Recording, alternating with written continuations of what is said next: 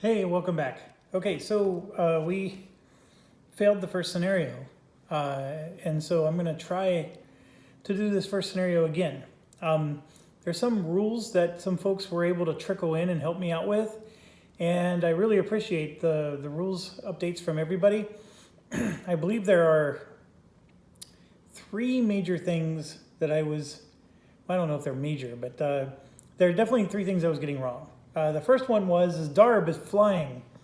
And in the last scenario, I killed Darb with my hero who does not have a ranged attack, and that's not allowed. I somehow got the other flying creature correct and did those rules correctly, but I never noticed that Darb actually flies. So that was one issue. The next issue is that when I have a hero and a unit needs to move, I was blocking the movement of the unit with my hero per the rules, and it's right in there. I just completely missed it. They actually get displaced, and the hero actually they swap places. So it is possible that if the hero is sitting here and I have minions that need to move, that I could end up swapping him like this and then swapping him like that. I mean, he could even get swapped all the way back to the base. It's heroes are not able to block movement of minions. So that does change how the game would play quite a bit, actually. So that's one important piece. And then the last one, which well, first of all, I want to thank the person who pointed it out, but I'm a little annoyed because this is classic chip theory games.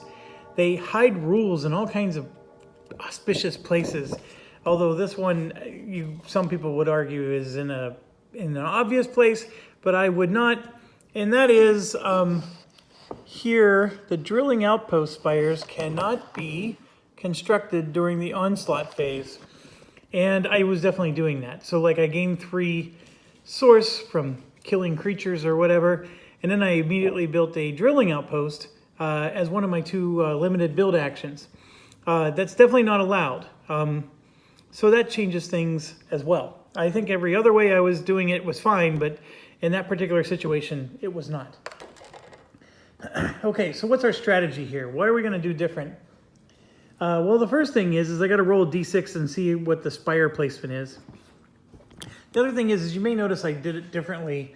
I wanted my dials in front of me, so it went from left to right last time, and now we're going from front to back. I see pluses and minuses to both. But it is pretty cool because now we're walking along the path with our minions, right? So what's the key things we got to do differently? I think the first one is upgrading our units was a great idea. So I think I want to get the upgrades that do that. The second one is I think I did a great job of leveling up my hero, so I'm happy with that. In order to take out the Darb and their final guy that comes towards us, I need to build arrow towers. So what does that mean for us? Well, you may have noticed we built these last time. They had splash damage, and we really never even used the splash damage. But the arrow towers are on the other side. Oh, nope, that's not it. That's a raised tower. It would be this one, the lance launcher. So we need that because see how it has the word air defense? He hits both air and ground, whereas our mining ones are, of course, just mine. So I need to build these mining towers on the other side. So how do I do that? Well, first thing we do is we got to look at our sheet, and that means finding it. So it says here that the Bronnans start with their dispatch platform and the drilling outpost. By building the smelter level 1, we unlock 2 additional options, the siege tower and the lance launcher. The lance launcher is the one we want. So I need to build a smelter level 1 in order to get that. Then after building it, we can use any of the 4 structures. So smelter level 1 is right here, and it costs 6. So that's a pretty expensive one, but that's what I need to do. And then I need to build the lance towers. And I don't even think I need to build the lance towers very far out there. I think that the lance towers could just go right here where I was doing my drilling. And then by having the lance towers here, when those flying creatures start coming in to hit our fortress gate, as long as we have enough range, we should be able to hit them pretty well. But there's no reason not to build a lance tower out here because it also shoots at ground units. It doesn't just shoot at air units. So anyways, we'll worry about that stuff as we get going. So let me grab some things off the table here. Okay, so let's roll to figure out what setup we're gonna do. And I rolled a 5. So if I come over here, it says swap B and D, which is the exact same thing that happened to us last time. So B and D are gonna get swapped. And this is interesting because this is the one that has the little elfin Kazi. So they're gonna get swapped like this, and this is the exact same setup we had last time. And then I'm gonna just randomly grab 2 swamps over here. And the first swamp is gonna go here, and the other swamp is gonna go there. And then we need to get just any old one. And this is where it's hard. So I'm gonna roll a die. I rolled a 3, and I have like so we're gonna get one of these, which I think is an expansion one. And that might burn us because I'm gonna end up dealing with new rules, but we'll go ahead and put it on. That's it. I think we're ready to rock and roll. So let's move back. I'm gonna refresh myself on our objectives. We need to defeat the minaret, which is the big nasty one, or we need to defeat all 4 of them, which I believe we were on track to do, to be quite honest. Defeat the air fortress gate, and we can only deploy Cram. Darb remains in the fortress. We already got this all figured out. That's the Elfin Kazi. And then these are our event die results. So we're gonna go ahead and start with wave 1, and we're gonna roll the event die. So let's do that. I rolled a 2, and what that says is we add an attack upgrade to Darb. So he is, of course, the one drawback to this setup is I gotta go all the way across the... We add another upgrade to him. And then I just remembered something we forgot to do. No harm, no foul. So let me move my scenario book out of the way. We don't need these here.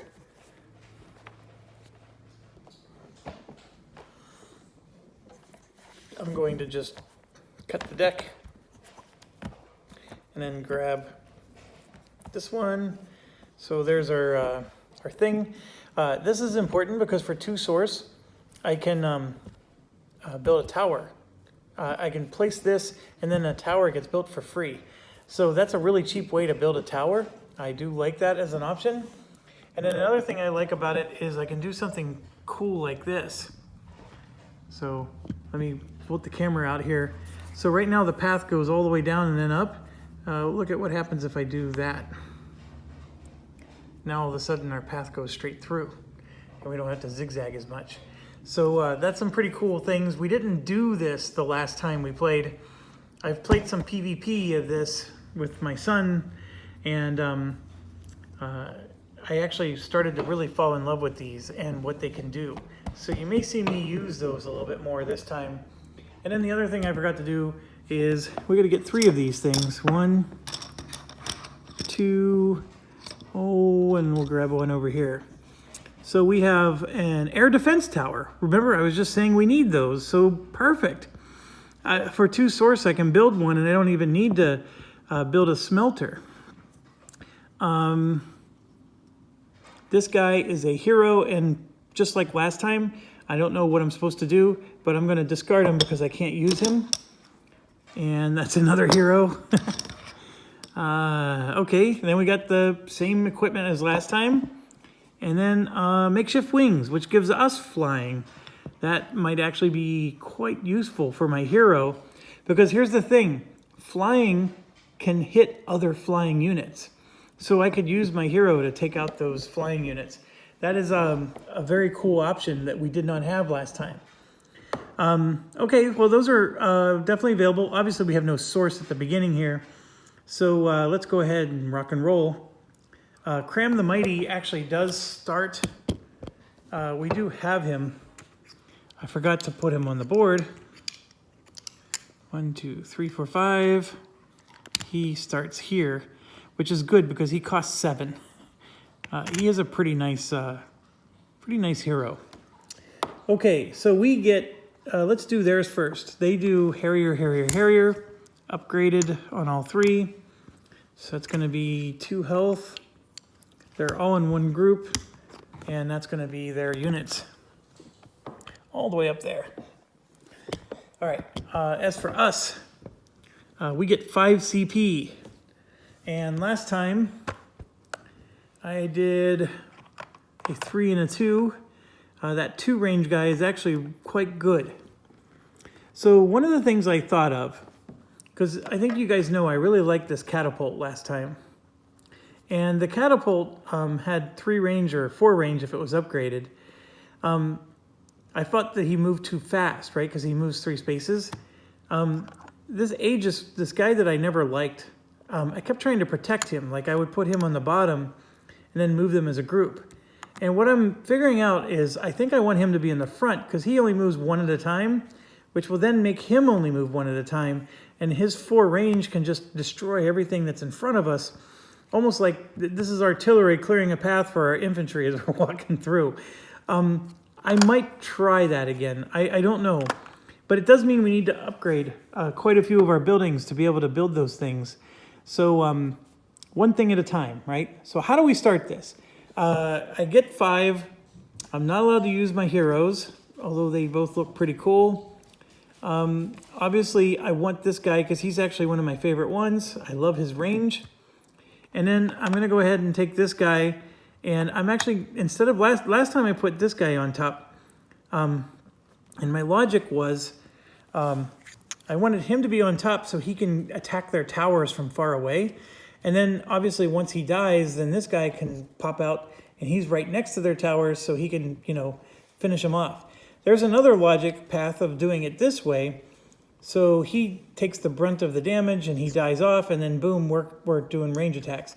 Or I can make them go separate, which I'm starting to become less and less of a fan of.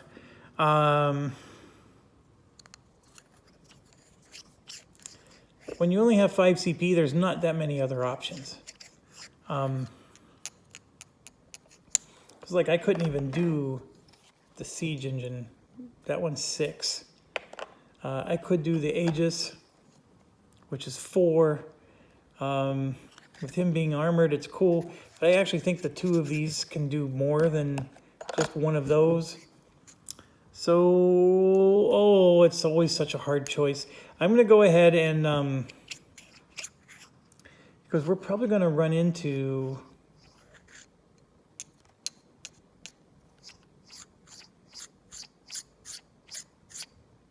I should have made up this decision before I started hitting record. I'm going to go ahead and ungroup them. So we're going to do 3 for him and 3 for him. And then the one that is not ranged is going to move first. So that's what we're going to do. And then we put them on our fortress like so.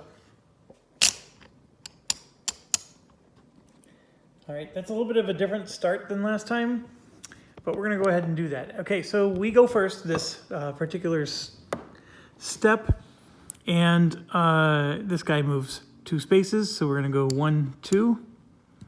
Obviously, there's no build, there's nothing we can do. And then this guy can move 2, but he's only going to be able to go 1. And I could have moved him 2, and then he would have been displaced all the way back to here. It's a silly thing to do. So Cram's going to just sit right where he is. So yes, now it's their towers can attack, which there's no tower in range. Their tower range, by the way, is 1, 2, 3. So they can get to here. So not quite, but we're going to go ahead and explore this. And we get a Sibissa, which has toxic secretion. He does not attack us, Well, at least not directly, so he won't, his retaliations do nothing. He has 4 health, so we're gonna kill this guy. But I think toxic secretion is really nasty, by the way. But we're gonna be okay. Anytime a non-greed movement moves onto a hex adjacent to this, it's dealt 1 damage. So he's almost like a tower that if the enemy were coming by, I'd actually like to keep him here because he'll do 1 damage here and then 1 damage there. Like he does 1 damage, or he'll do 2 damage as you're walking by him. The problem is he'll do 2 damage to us as we're walking by.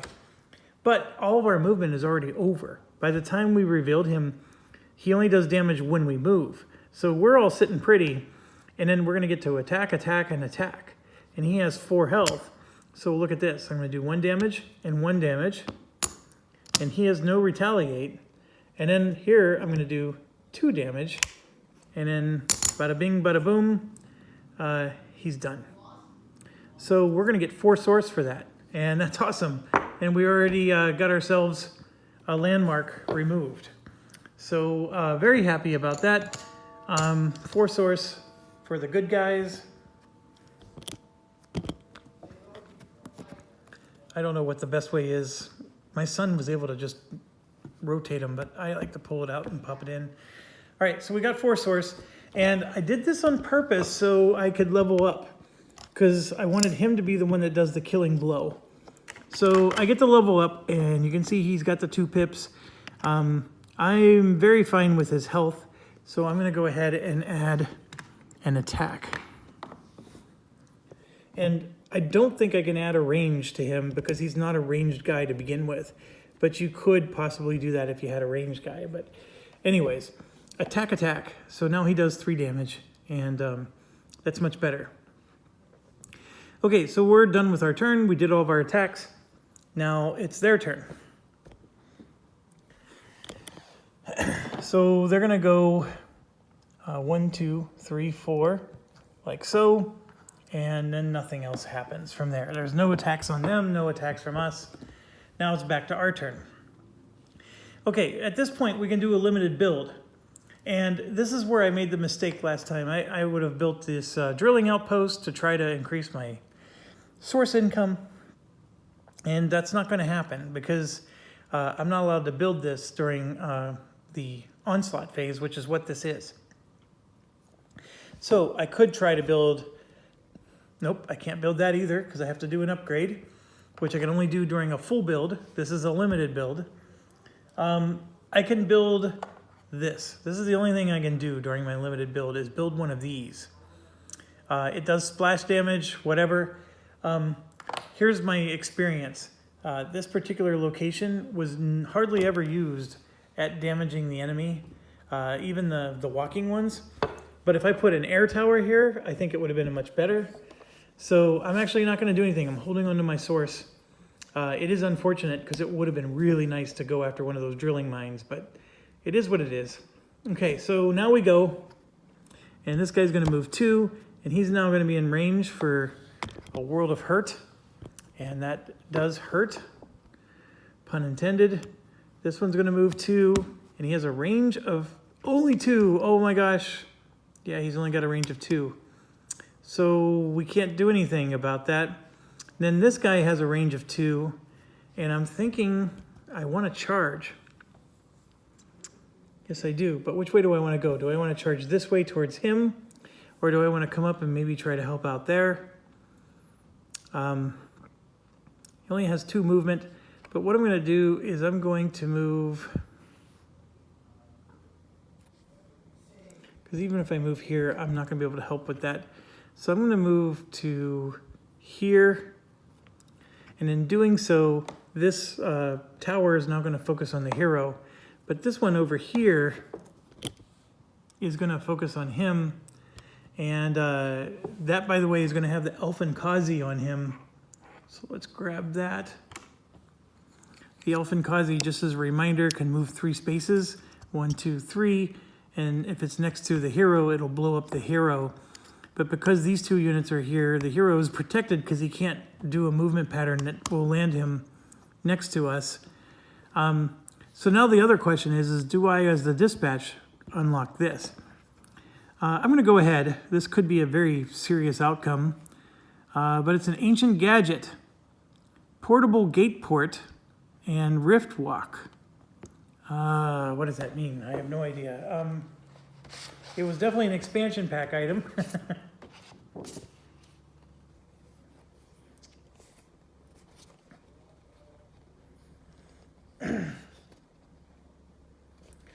Okay, here we go.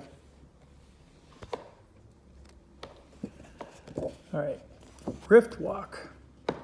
Treat this landmark as a path hex. Okay. Moving on to it instantly teleports a unit to another landmark with the talent rift walk, unless there are none. Teleporting does not count as part of the unit's movement. Minions may use rift walk during their movement as long as they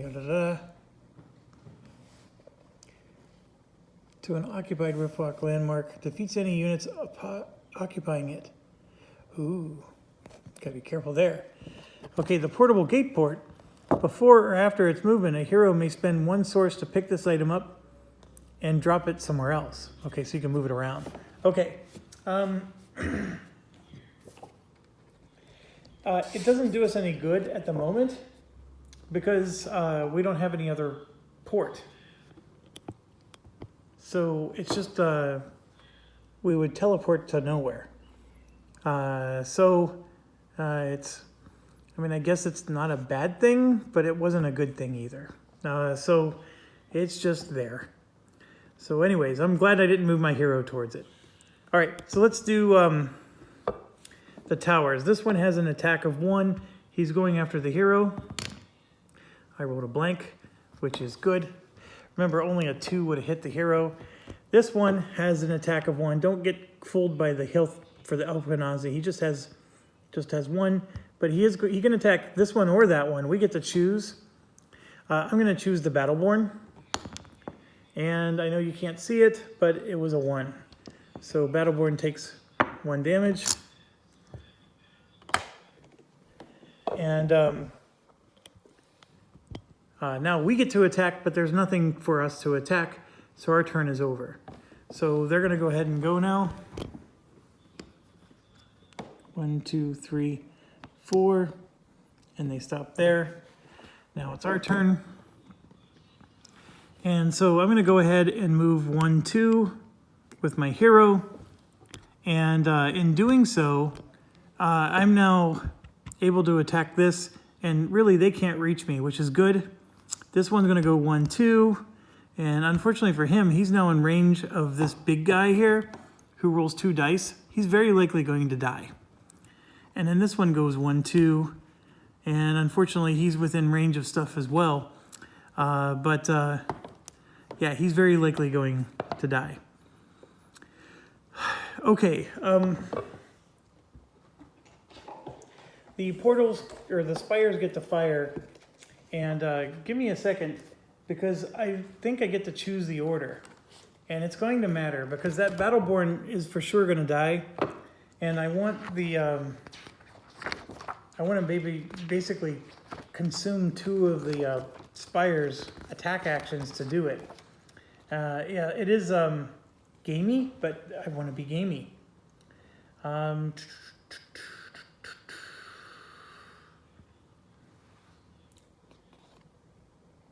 We get to choose the order. Yes, yes, yes. Okay, so why is that good news for us? I will show you in just 1 second. I'm just having table space issues here. Okay, so this one for sure is attacking our hero. That's not the issue. The issue is we have this one here who can shoot 3 spaces away, and he can hit these 2 guys, and this one can shoot 3 spaces away and shoot either of them. What I'm going to do is I'm going to have this one go first and attack the Battleborn, and as long as I don't roll a 2, my strategy will work. I rolled a 1, which is perfect.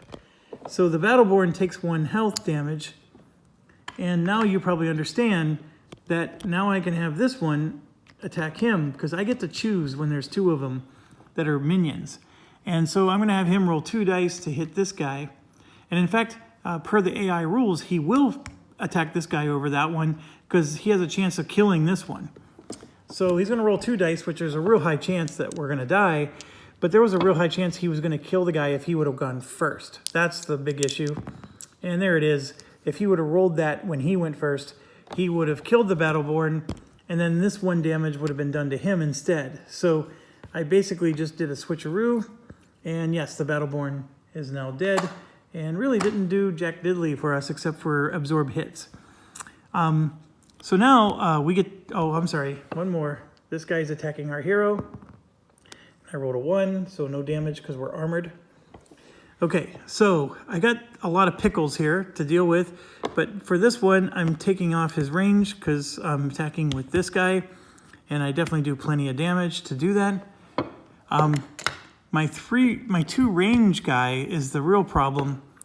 I can take out the tower, or I can try to take out this thing, which is full strength. I haven't built any towers, and maybe I should use my force source I just got to build a tower so I can help take out that Harrier as he's coming in, because that Harrier is definitely going to, well, not only is he going to move in, but he's going to attack this guy.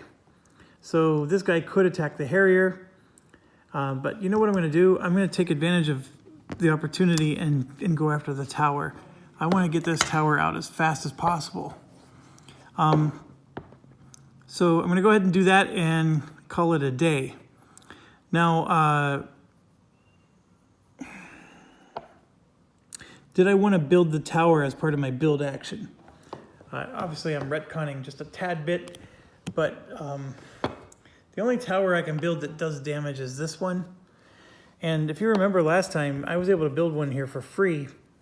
So I'm already at a bit of a disadvantage versus last time. He's going to have 1 attack and 1 range, which is okay. I need to do it because there's a lot of Harriers coming and they're going to damage us. I don't have anything to stop them. So I'm going to spend my 4 source. I don't really want to, but I'll spend the 4 source. We'll get this guy built, and he'll have an attack and a range. And unfortunately, that's where I wanted to put my my air defense. You know what? If I could just wait and build the slingshot later. I'm going to wait. I'm not going to build this turn. We're just not going to build it. And I'll get my 4 source back. All right. So let's rock and roll. Sweet Susie. Okay. So our turn ended, and now it's their turn. So this guy's going to go 1, 2. Technically, he's supposed to move as much as possible, but I don't know if this is... Here, let's count. 1, 2, 3, 4, 5, 6, 7. 1, 2, 3, 4, 5, 6. 1, 2, 3, 4, 5. So he started off 5 away, and he actually moved to become 6 away. But that is progress towards it, because his progress has to go this way, but these aren't progress. I think he would... He's supposed to use his full movement. That's the top priority. And they will go parallel as long as it doesn't make their progress go further away. But this is further away because, yeah. So I think he stops here. He's going to stop there. Okay, we don't have any towers to attack him. So then he attacks us. So he has a 2 damage. So he's going to do 2 damage to us here. And we do retaliate and do 1 damage to him. So that's how that's going to play out. All right, so then it's going to be our turn, and this guy's probably going to get toasted by you name your tower. But that's basically, we don't have a choice. So it is our turn. We can, once again, choose to spend our source to build a tower.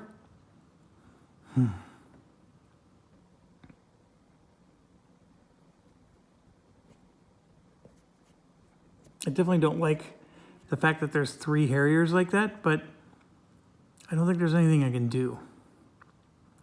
So I'm not going to be able to move with him, and I'm choosing not to move with him. So the towers are going to attack. That one kills him, and the dispatch was able to hit one thing. And then we're going to get attacked by this guy. Oh, Nelly. So we take a damage. So that's 1 health gone. And then we're going to go ahead and finish off this tower. So he is, quote, the Raven nevermore. All right, our turn ends. So now they go 1, 2, 3, 4, like that.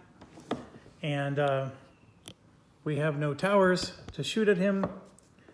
And yeah, it is a problem. So it's our turn now. I have to decide to build my towers now. It's now or never. So I'm going to go ahead and build my tower. I have to, folks. If I would have built it earlier, by the way, the reason I didn't is he would have attacked our tower.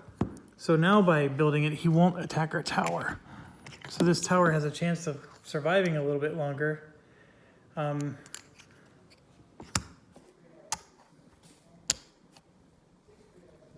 then we're going to move 1, 2 like that.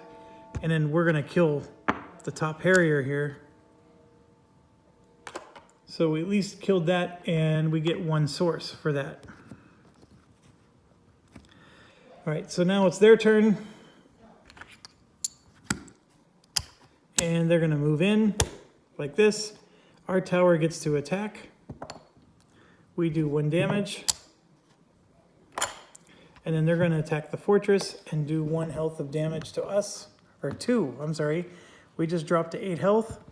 And then the fortress attacks back, and we killed another Harrier for another CP, or sorry, another source. Puts us up to 2. And then it's our turn. So I'm going to move 1, 2 like this. And I attack him and do the 2 damage and kill the last one. So we got hit once. And that puts me up to 3 source. So it was really unfortunate to build this, but the way it worked out is it worked out where we saved our fortress from taking 2 damage. So that's the end of wave 1. And unfortunately, that wasn't super good. Okay, so what's next? Well, the next thing is we go to wave 2, which has 0 income again. So that doesn't help us. And for whatever reason, I closed the book. So I'm just reopening the book here. And I need some caffeine.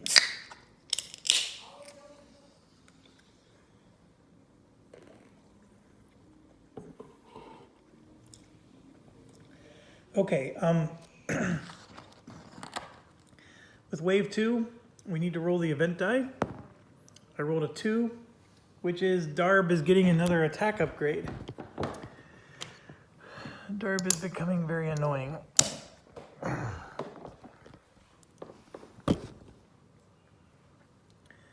Okay, we have 3 source.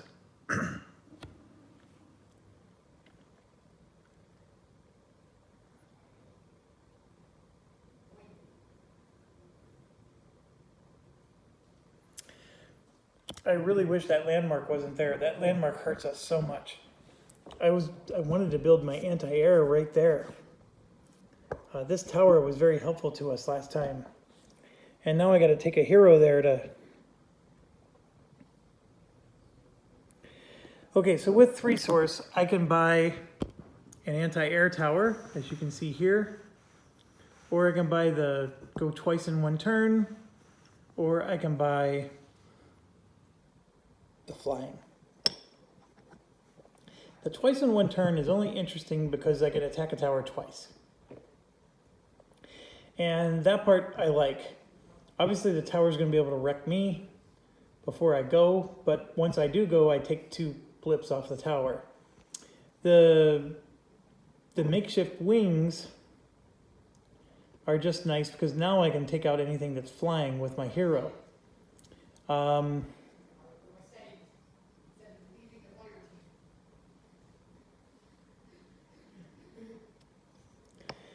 All right, and then I'm supposed to add an attack upgrade to a spire of my choice. So I'm going to choose the one in the back.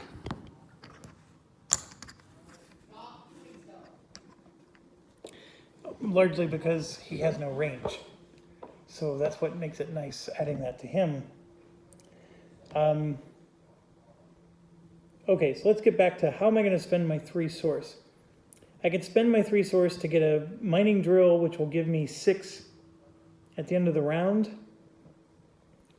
Obviously 6 is better than 3, but I could also use this round to basically send my hero back into the shop. He'll heal up, and then I can get flying or Back to the Future and assign it to him. Ugh, it's such a tough choice. If he ever gets leveled up again, he gets survival and he can actually heal on his own.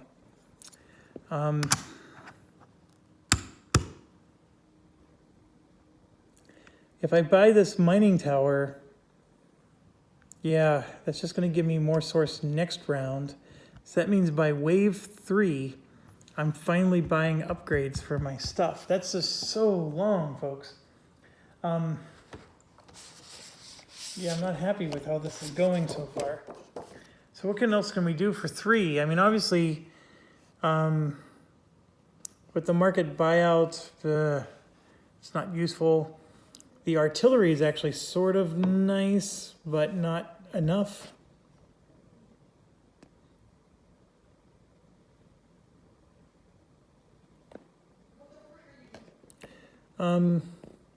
This is obviously nice.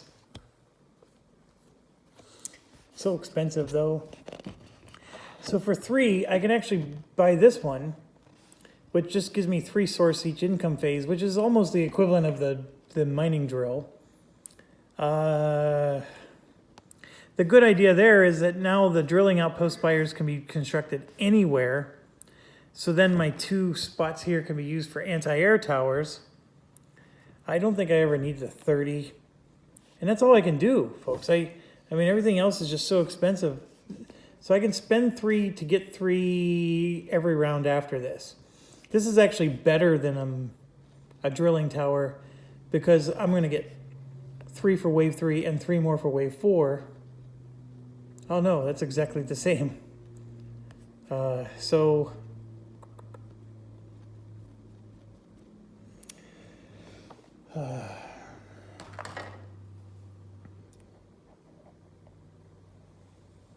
You know what? I'm going to do it. I'm going to get the source drill.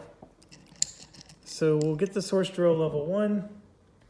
And that means we're going to get 3 income next round. But we're going to start the game with 0. The important part here is I was not able to upgrade anything that would have made my units stronger.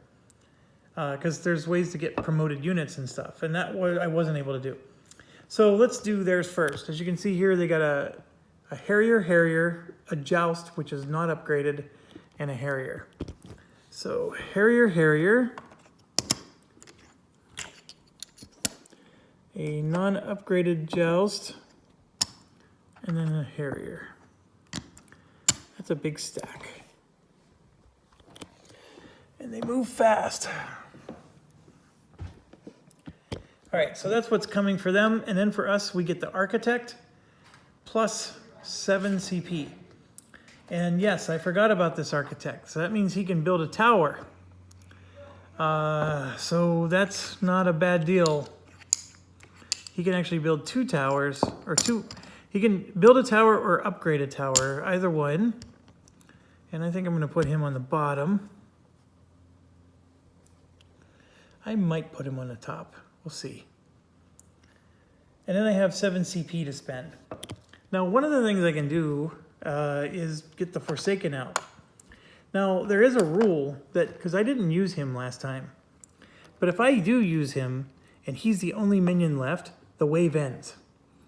So, as much as he's really cool and all that stuff, the wave will end if he's the only minion left. Now, he stays on the board, though.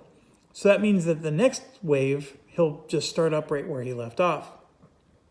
So this could pay off. It could not. I don't know. I mean, the good news is that now's the time to use him, not waiting until wave 4. But the other thing is he's my favorite guy, but he costs 6 of my 7, so then I'm being inefficient. And I think last time I did the 3 range, or the 2 range guy, and then the Aegis, which I believe I upgraded last time because I cheated and had too much source. So I'm going to go ahead and do this. Why not? Let's try it. 1, 2, 3, 4, 5, 6, 7. And what I could do is I could actually group him with the Architect, because he rolls a die to see if he even moves. But if I group him with the Architect, he stays underneath and he moves automatically. So I can get him the freak down the road, right? And in fact, I think that is what I'm going to do. I'm going to, well, hold on. Maybe I can't group him. Let me check what unruly means. It might be possible I can't group him with anybody. Unruly. Before this unit's movement, roll the die, cannot be grouped, or use the talent Rift Walk. There you go. Can't be grouped. So I'm going to go ahead and put him underneath. You know what? If I make him go first, he could maybe make it so my Architect doesn't move ahead. I'm going to make him go first. I know, I get enjoyment out of simple things. Okay, they go first. So we're going to reach down here, grab this Harrier, 1, 2, 3, 4. There's no towers to attack him, so we're done. Now we get to us. And I could have my Architect upgrade the crap out of this thing. But let's do this guy first. We get the Forsaken die. Let me find the Forsaken die.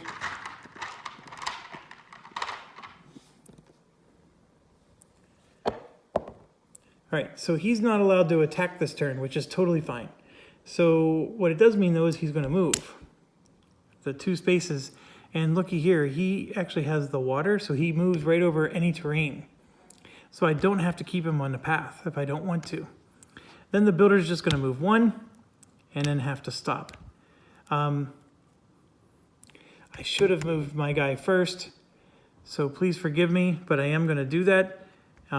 He would have moved here, because I want to get this out of the way so I can build a tower here. So that's my turn. There's nobody able to attack me, so we're good there. Okay, so now it's their turn. 1, 2, 3, 4. We don't have any towers that can hit him, so we're good. Now it's back to us. So we're going to roll. Let's see. Now here's the funny part. If I move him here to pick this up, to get it out of the way, that stupid Elfin Kazi is going to come after me. And there's nothing I can do about it, so I'm going to do it. And there's a reason I'm going to do it, because the Elfin Kazi is going to hurt their guy too. So I'm going to go ahead and go there, and we're going to pick this up. And it means I can drop it off somewhere else. This guy, we have to roll the die. So he can't attack this turn. And, ooh, this is not good. I was going to have the Elfin Kazi go here, and that would damage him and me. But the problem is now my guy's going to be here, and he's going to get damaged as well. Or I could move my guy here, which means the Elfin Kazi is going to move up here. And then he only damages me when that happens. But you know what? I got to do it. I'm going to move my guy up. It's unfortunate I don't get to attack. And the builder, before he moves, can do an upgrade. So he will. And we're going to do a range upgrade, because since this guy's so far back, he needs more range. And now he moves his 2 spaces to there. And by the way, he started off on this side, the Architect side. I'm sorry, the promoted side. And then because he built something, he flips to there. Okay, so apologies there for that being so convoluted. And then I am going to go ahead and explore this. And so we got a relentless Grail Wasp, which is what we had last time. And it only has 2 health. And now I'm really angry because the Elfin Kazi is going to kill him. And his reward is 3 source, which we're not going to get. That, I think, was the other thing that somebody told me I was doing wrong with the rules. You only get the source if your units kill the unit. And yeah, so what's gonna happen right now is this tower is gonna roll 1 die and try to hit my... So he does, but it gets absorbed by the armor. And that's the only tower that can attack me. And now it's... Oh, that Elfin Kazi doesn't do anything until it's their turn. Yeah, we're fine, folks. I'm smoking the pot here. Okay, so this guy doesn't get to attack, but I do. And I'm going to go ahead and attack the Grail Wasps and kill them. So I don't have to worry about them. And I do get the 3 source, which I'm very happy to take. All right, so I'm up to 3. And I unlocked another spot for a tower, which is good. And I get to promote, which is even better. So, am I going to get him another health? No, of course not. I'm going to get him an attack. I'm going to make him... So he does 4 damage right now. Okay. Yes, that's everybody.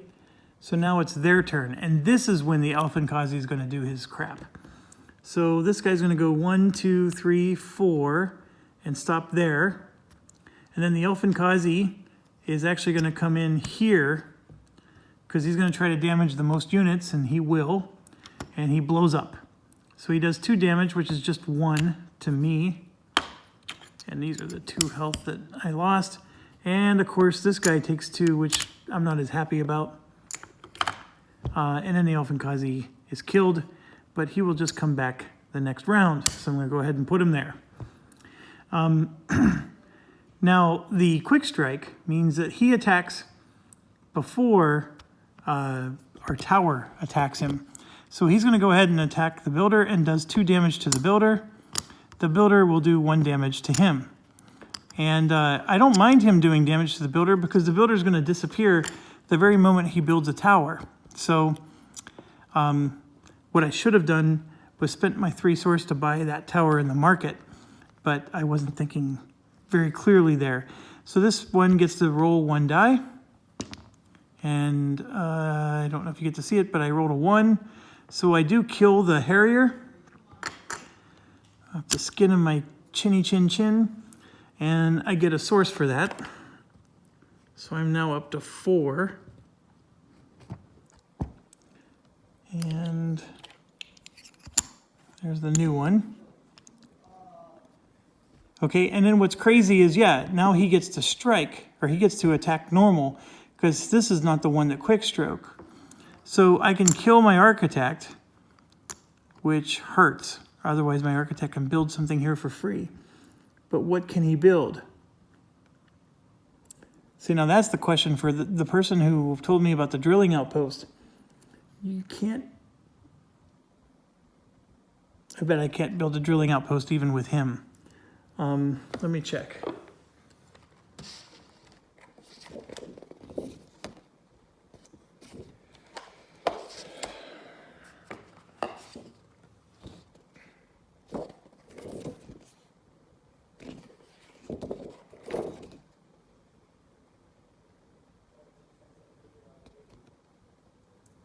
Oh, it specifically says a dispatch platform.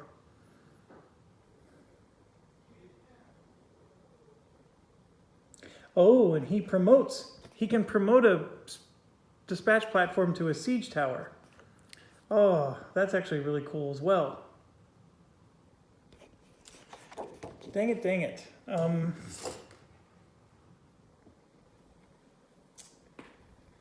So do I really want to damage this guy instead?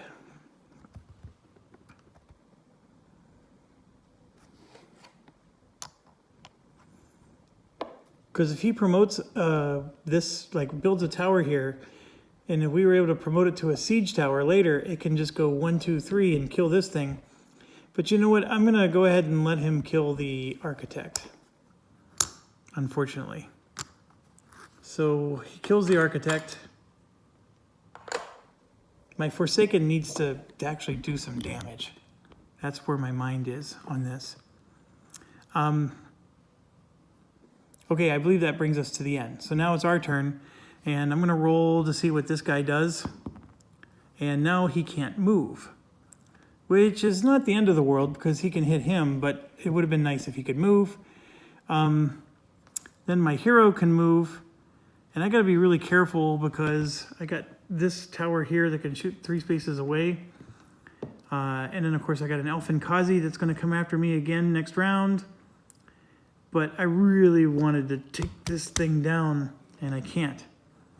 So I'm going to go ahead and move my hero back and drop this dang thing so it's no longer blocking our ability to build a tower. Yeah, I'm just going to do that. This tower is going to try to attack my hero, which is fine. And he does 1 damage. Oh, I'm sorry, that's the wrong die. 1 damage, which doesn't do anything. Well, hold on, the Elfin Kazi can still get me. 1, 2, 3, which would damage both of us. Yeah. I'm moving in here. 1, 2. That's my move. Now the Elfin Kazi could still move here, but now it's going to damage him as well.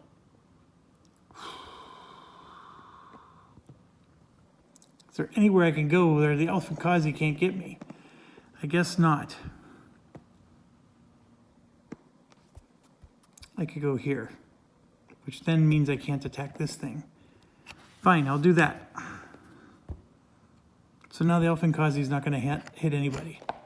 All right, so with that done, this guy is now going to attack him, which easily kills the Harrier. And now the Joust is left with 3 health.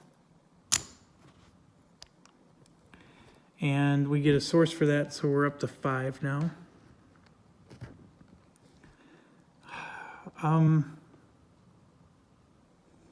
Unfortunately, that's all I get to do this round. Dang it. Okay, so now it's their turn. This guy's going to move 1, 2. He has Quick Strike. And I believe he's going to attack the hero.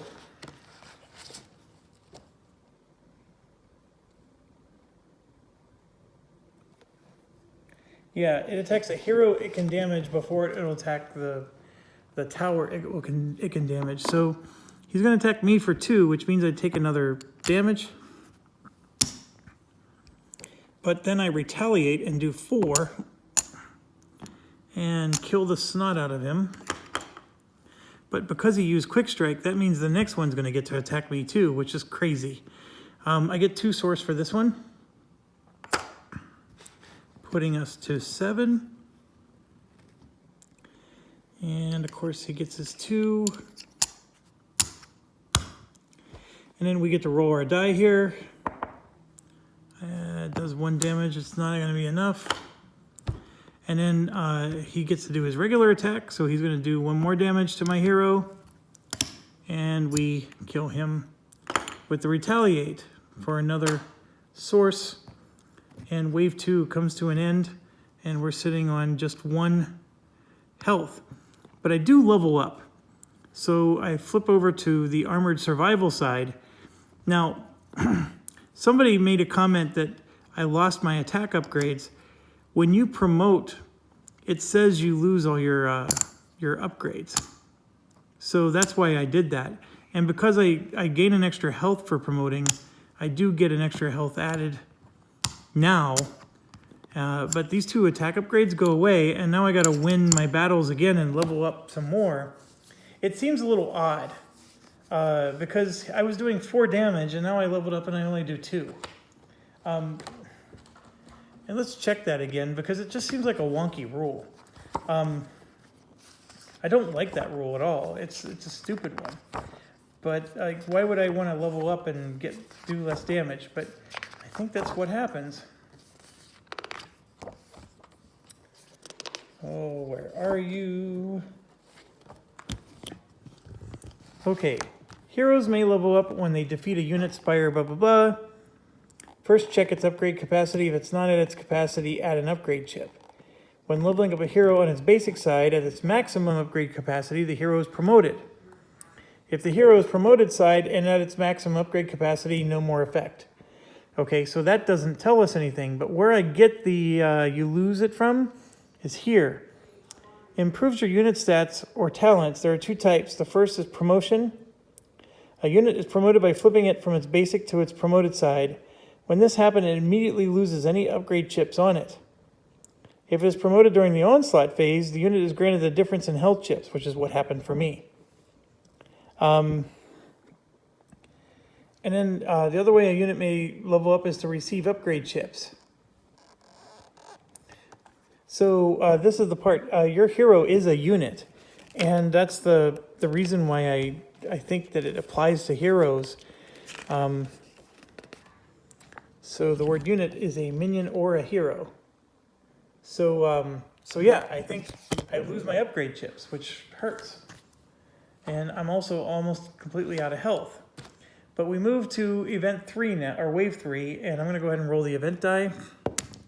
And I rolled a 5. So once again, or no, this one's different. An ungrouped joust is in their deployment wave. So an upgraded ungrouped joust gets added to the bottom of their deployment. So this is going to be for them. And then it also says that they get a Harrier all by itself. And then a Joust upgraded.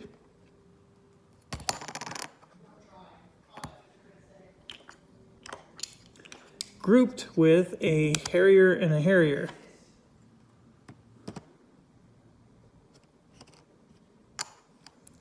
All right, I know I'm doing a little bit off the screen here, but it's going to look like that. And then this Harrier is all by himself.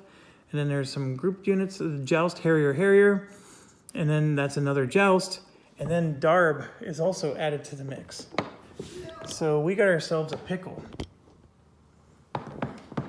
I know I'm a little ahead of the game. We're still supposed to do our build phase, but I just wanted to show you that's what we're up against this round.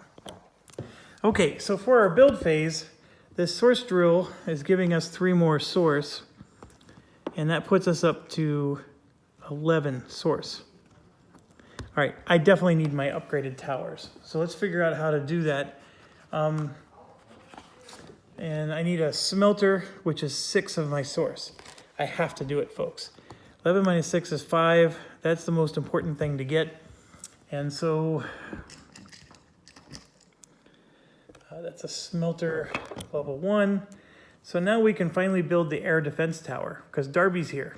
We got to be able to take out Darby. So with that said, how much does our air defense tower cost? Is the market phase before this? Let me check. I might be doing things out of order. Okay, the market phase is before the build phase. So technically speaking, we haven't built anything yet. So just bear with me here. In the market phase, I'm going to buy this air defense tower. So that costs 2 source. And that would have been before I did this upgrade, folks. But that's okay, I had plenty. I'm down to 3 source now, even with the upgrade. Okay? So this is being built for 1 attack and 2 range. And I'm putting it here. I think that's an excellent spot for it. And it has air defense. Okay, so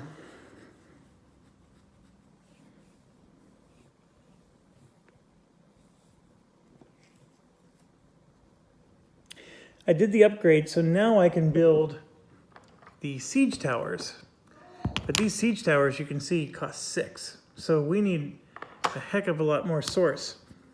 So I have 3 source left, and I'm going to go ahead and build a drilling tower. So that way on this last round, we can get those siege towers built. Or I could always build a siege tower this round if I can get 3 more source somehow.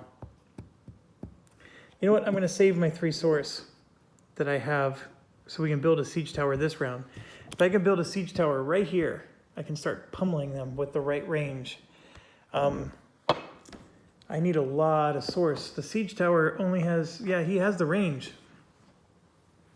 So a siege tower would be very dandy, folks. So let's see what we can do. Okay, so what do we get in terms of us? We get 9 CP. Now, at this point in the game, I was buying one of these, as you may remember, because I really like him, but I liked him better when he was at 4 range, but excuse me, I don't have the upgrade at all for that. Actually, I could have spent my 3 source to get him upgraded. Ooh. But then that means I won't be able to build a siege tower. I may not be able to build a siege tower anyways.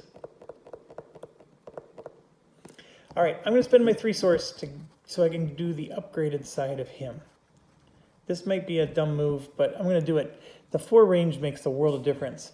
So I'm going to do the upgraded side of him. And 1, 2, 3, 4, 5. All right. So my siege tower is at 5. And that was 6 of my 9 points. So I have 3 points left. And I'm going to go ahead and put a dispatch in front of him for 3.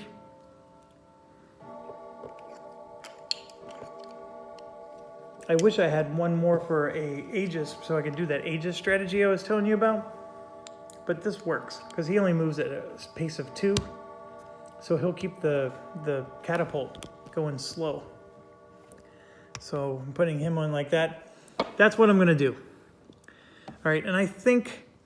hold on.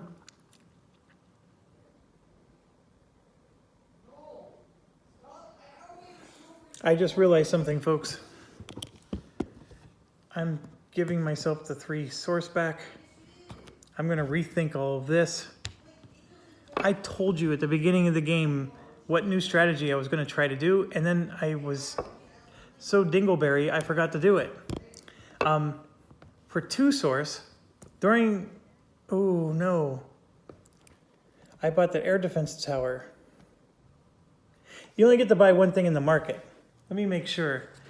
But here's what I was going to do, folks. I was going to buy this, and that lets me build a free tower. Then I can build my siege towers or all kinds of stuff with it, right? So, you know, I'm cool with the strategy. Let's do what we were originally going to do. But on wave 4, I'm buying one of those dang things. So let's make sure that the market phase is really only 1 purchase. I gotta check that real quick. Where is the market phase? The game's really weird. Like the market phase is like at the end of the rule book.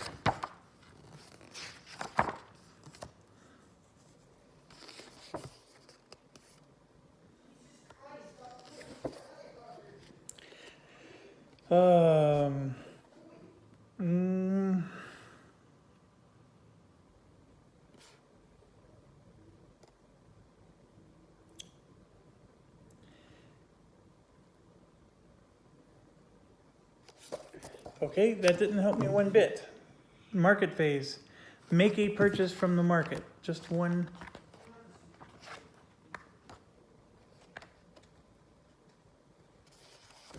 Here we go. Refill anything. You may make a single purchase.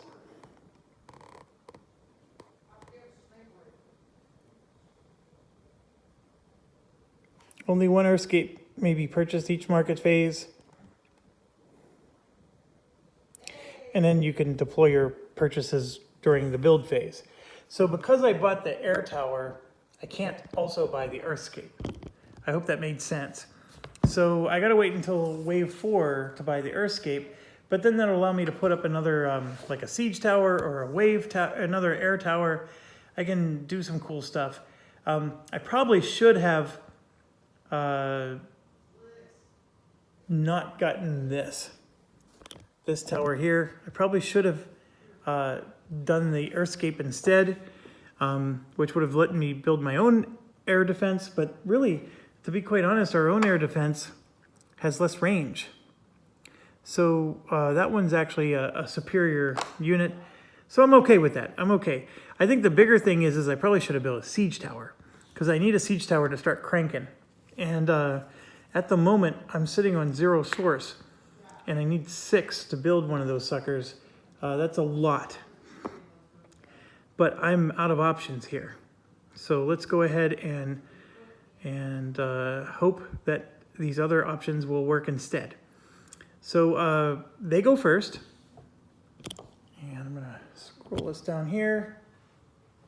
There was a lot of difficult choices this wave, and I may have made the wrong one. We'll find out. 1, 2, 3, 4. This one is 1, 2, 3. And then 1, 2, 3. And then Darb is flying, and he moves 2. So he would move 1, 2. And Darb actually has health points, so let me give him some. And a boatload of attack.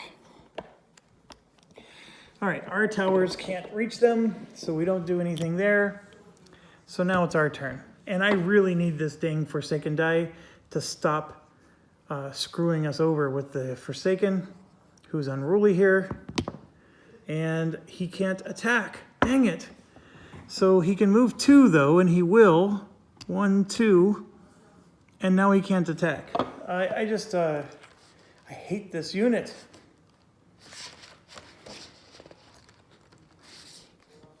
Is there any upgrades I can do to make it so...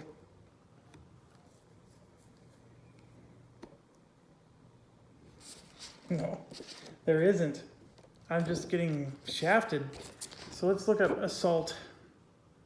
Yeah, when he's attacking a spire, he does 2 damage to the spire. Or he can remove 2 chips, I mean. And he can't attack this round. It's so brutal. So our guy back here is going to move 1, 2. And then this one will move 1. Because that's all he can do.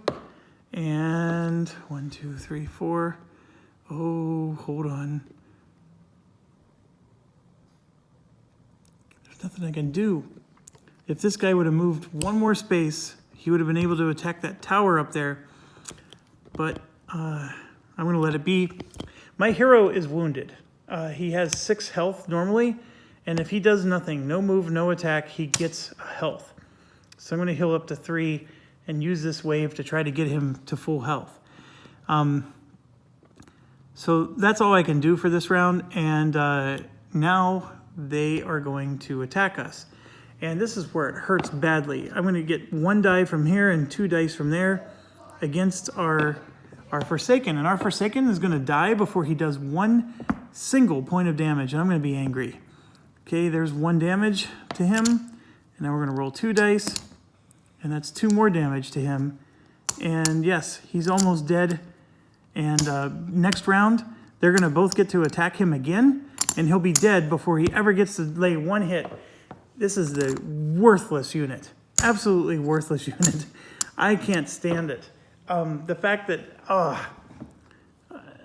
so he's tempered over here. So what does tempered mean?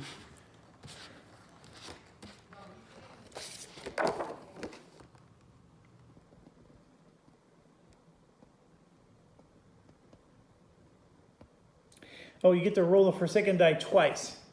So that's a little bit better. How do I get him to promote?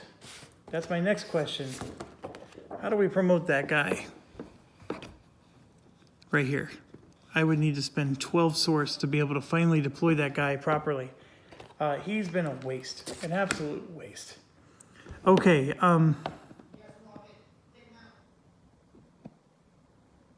yeah, so unhappy about that. I can't even express it in words. Okay, so this Harrier is going to move, and the Harrier will be the one that kills him. So he's not even going to make it to our turn. The Joust moves, and 1, 2, and then the hero will go 1, 2, like that. So I gotta check real quick. Did the heroes move first for them?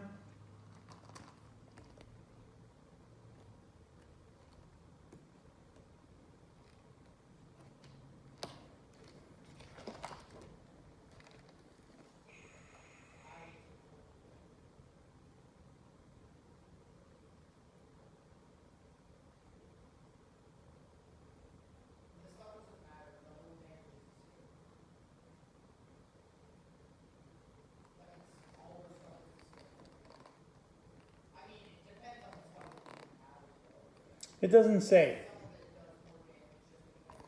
which is interesting. So I'll just go ahead and leave it at that.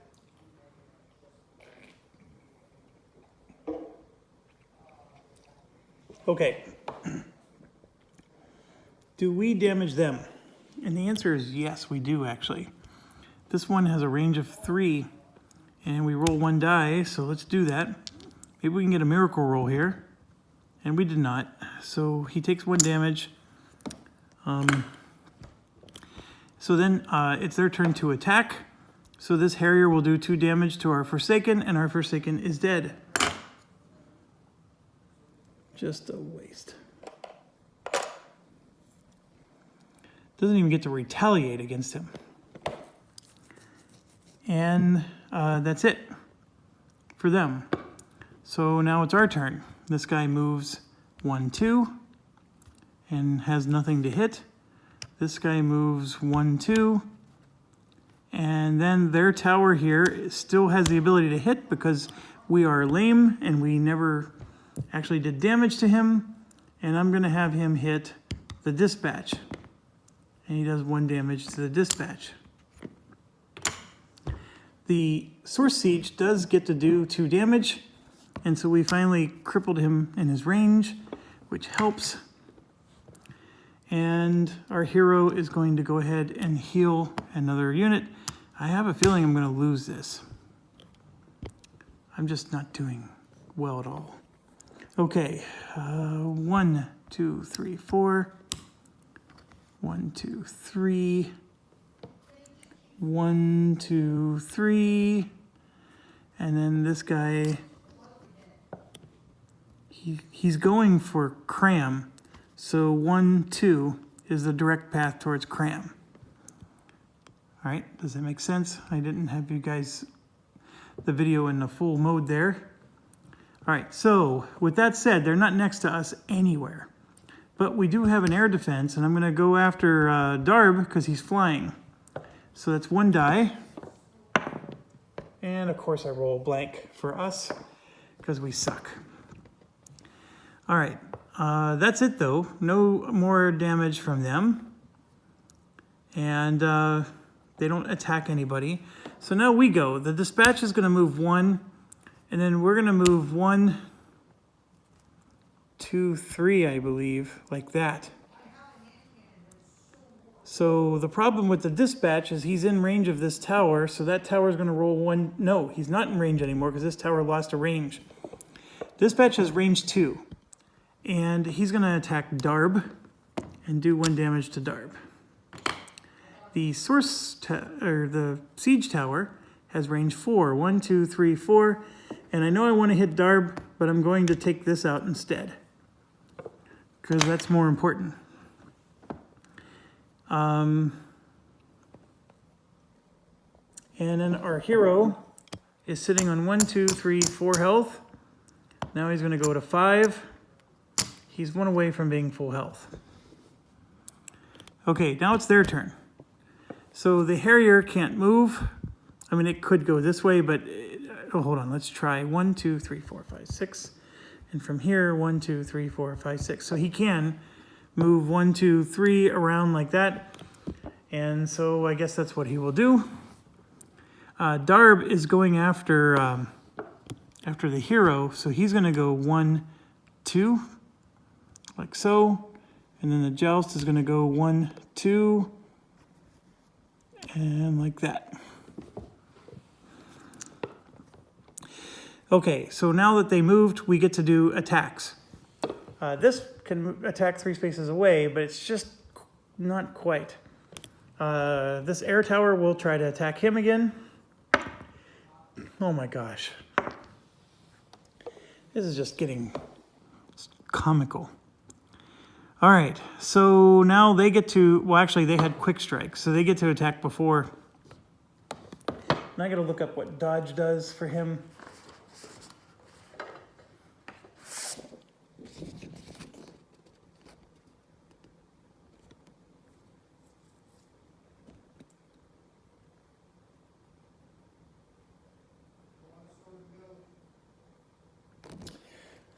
Oh my gosh, he's powerful, Darb is. Okay, so they got quick strike. So this guy's gonna do 2 damage to our siege engine. Siege engine will do 1 damage to him, and we kill him, and we get 1 source, which is 1,000,000 miles away from the source we need to build our tower. Okay, this guy here does 2 damage and is going to kill our dispatch without any retaliation at all. And that hurts. Okay, it is now our turn. And I'm going to go ahead and heal for our hero so we're at full health. And our hero doesn't have those 2 attack upgrades anymore. And Darb's coming for him. This is even worse of a scenario than... All right, so now we get to move 3. 1, 2, 3, like so. And we are in range of this piece of crap. So now he's gonna roll 2 dice. And oh my gosh, look at this. He rolled a 2 and a 2. He did 4 damage and killed our siege engine, who only was able to hit him once.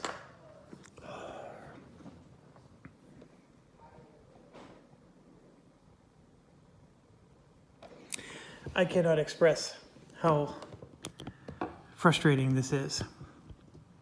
So we don't do anything on our turn because their towers are just invincible. So now it's their turn. This guy is going to move 1, 2.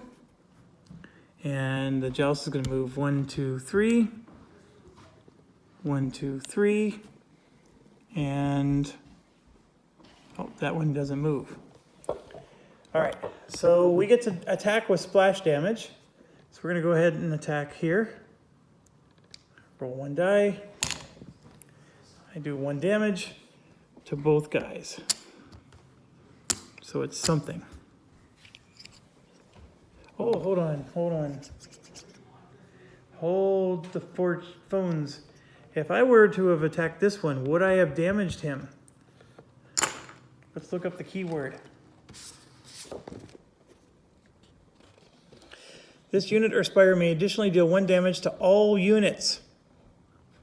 Okay, so now we gotta look at flying. What does flying say? What does the fox say?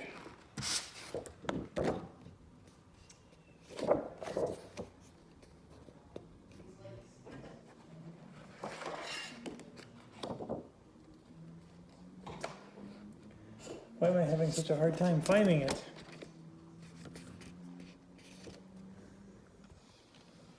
Can only be attacked by spires with the talent air defense and units with the talent's range or flying.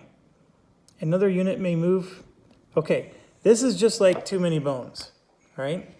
The key word here is it can only be attacked. We're not attacking him. We're attacking the guy next to him with splash. And so that's going to work. I'm attacking this one with splash. So I did my 1 damage to both of these, but I do 1 damage to Darb as well. That's how that works. So now this tower is going to attack Darb. And just don't roll a blank, and I didn't. And we were able to take all the health off of Darb.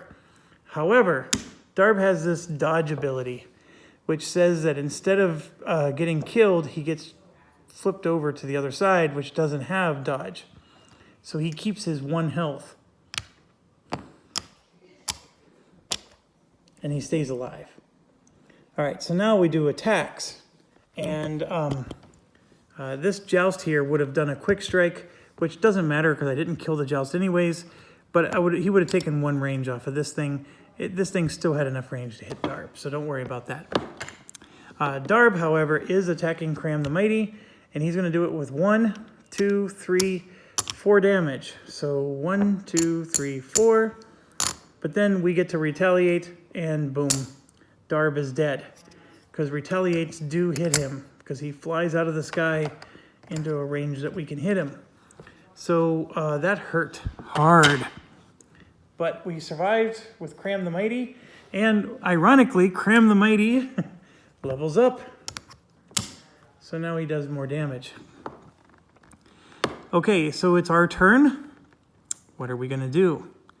Well, Cram the Mighty is going to just take a health.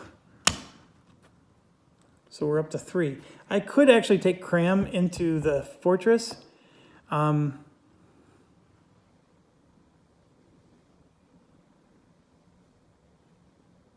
I'm not going to. And then Darb, by the way, only gave us 1 source for killing him. Well, actually, we get 2 source. Well, this is crazy. So Darb on this side has 2 source. How can you kill him when he has dodge? You can't. And then he has 1 source on this side. You can't kill him when he has dodge. It's impossible.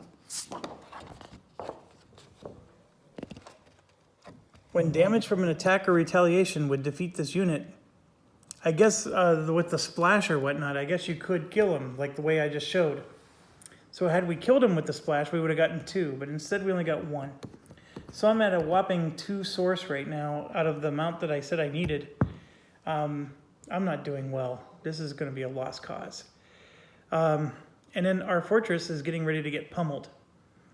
So it is their turn. I probably should have retreated my hero, but I'm not going to. So this guy's going to move 1, 2, and 1, 2, like so. They have Quick Strike and Fury Kick. So the Fury Kick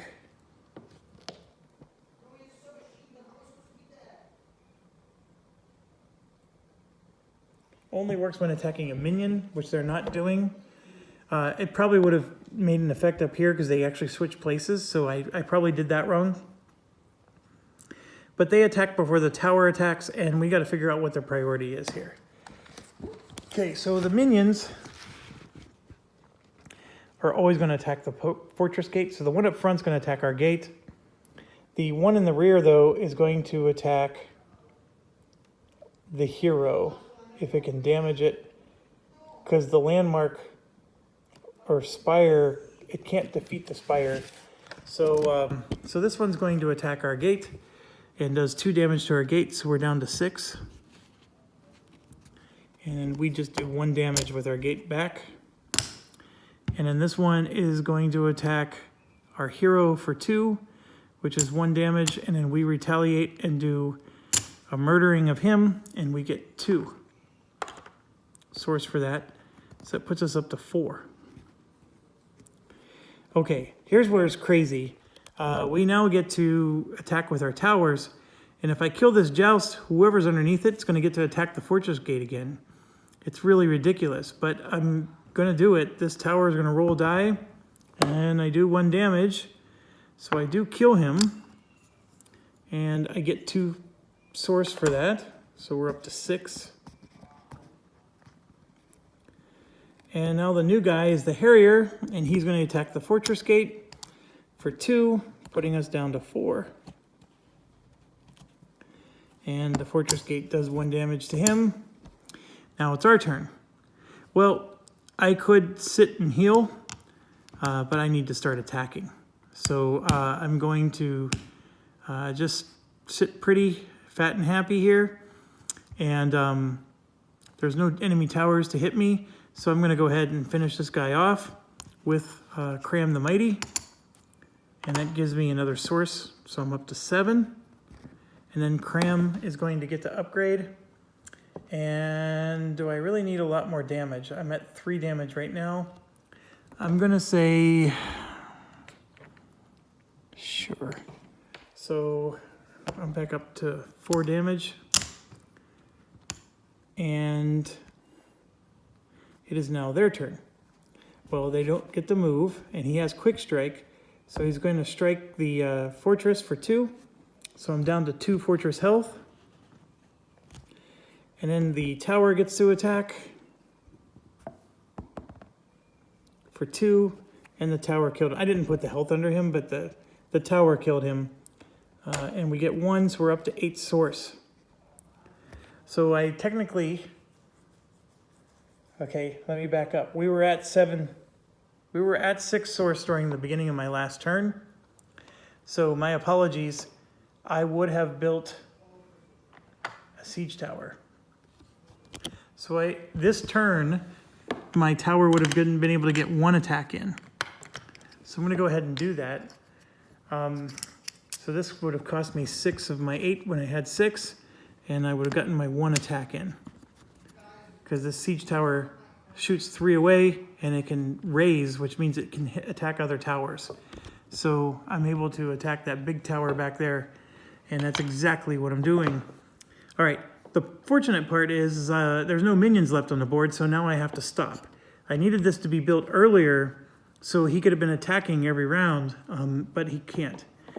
And of course, my hero doesn't get to heal either. But here we are. We're at the beginning of wave 4. So I'm now going to roll the event die. I roll a 2. And it says that Darb gets an extra attack upgrade, which is great. He's dead. So nothing happens. I'm sitting on just 2 source. Let me move the camera. I'm sitting on 2 source, but I get to add 3 because of this source drill.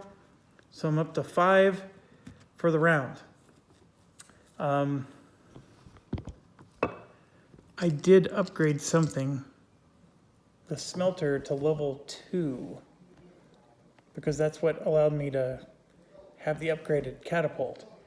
Okay, so I only have 5 source. So we know that an anti-air guy is coming, or a flying guy. So we can build, here's our options. This lance launcher costs 6, which I don't even have. I can save my 5, see if I can buy it. The market was supposed to be replenished right away.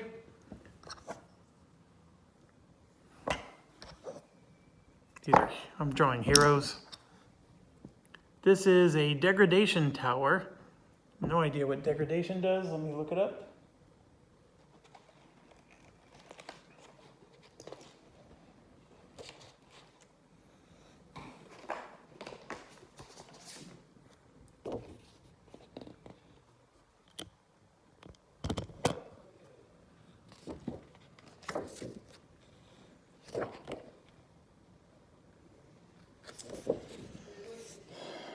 Okay, why can't I find it? Because it's on the other side. After this spire attacks, remove the bottom 2 upgrades from it. Oh, that's a nasty one. Why would I want that? Okay, I know what I'm doing with my 5 source. I'm doing exactly what I told you I was going to do. I'm spending 2 of the source for this. So we now have that. And so now we're down to 3 source. And I don't think there's Jack Diddley I can buy with 3, except I can upgrade a tower. So this tower here is an air tower. It did get damaged once, so one of its range is gone. I would also like to maybe increase its damage, so that way when a flying unit comes nearby, it can hit it for extra damage. The problem is, the problem that I'm having here is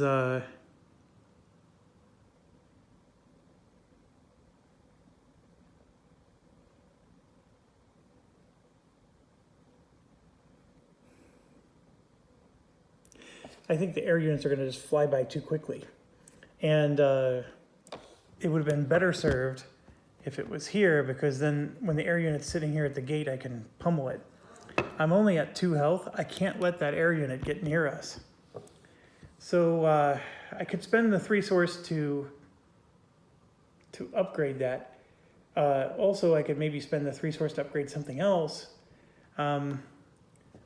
This one actually costs 4 source to upgrade, so I can't. This tower only costs 4 to upgrade, and I can't. And actually, I'm in bad shape. I'm in very bad shape. Oh, screw me. Here's what's wrong. I removed one of these, and I can't. He only does 1 damage.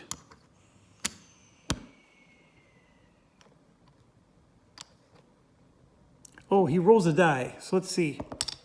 Yeah, I would have been better off attacking this thing. But I rolled a die and I still missed for pt6. Yeah, I'm in a world of hurt.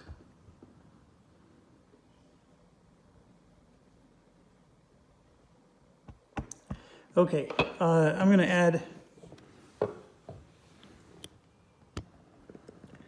Well, for my 3 source, I'm actually going to just keep it. Because I need to upgrade this to 2 dice. Yeah, I'm in a world of hurt, folks. All right, so let's build their stuff. They are going to have a wind rush that is not upgraded, with a royal talon underneath that is not upgraded.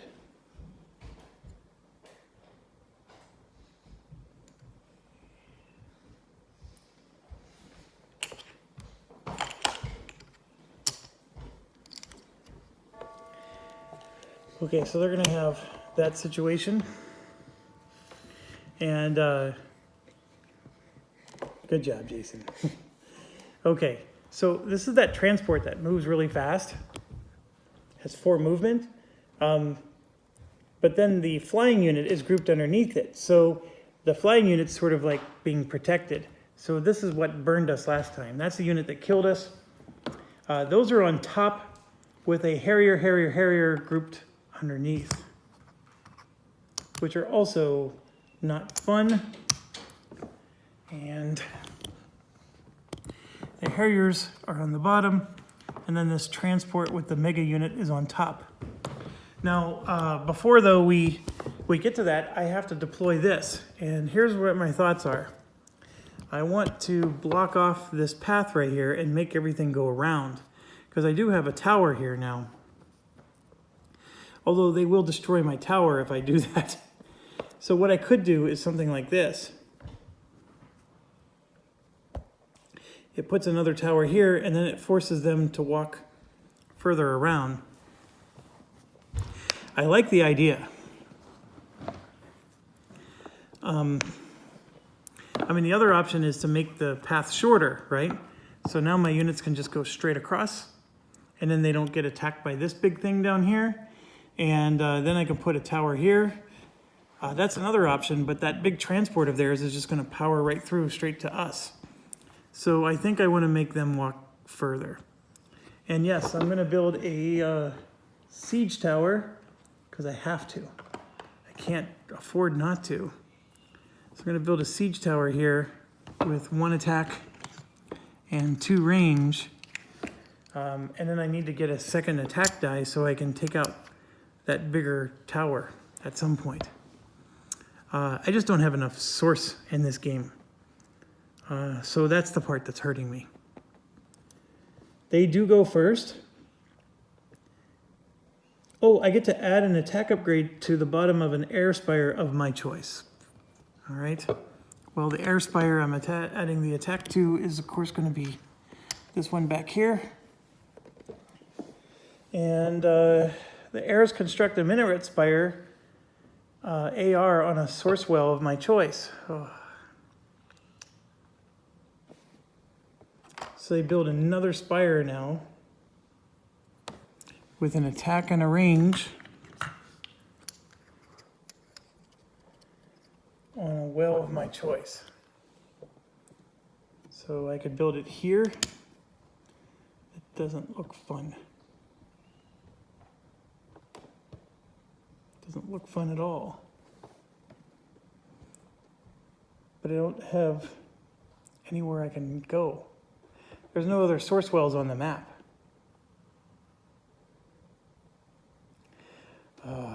We're losing so bad. 11 CP. What do I build for 11 CP, folks?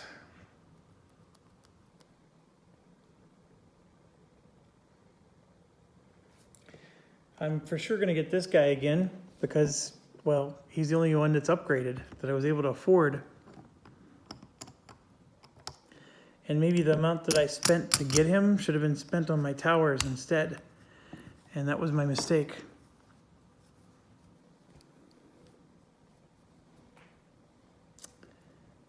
Okay, so that's 6 of my 11. If I get an Aegis, that's 10. I technically have 5 left. Oh, you know what? I can build an architect. And the architect can maybe upgrade my siege towers down there. It's not the worst plan in the world. But that cost me 4 of my points. As much as I mean, I need minions to do stuff too.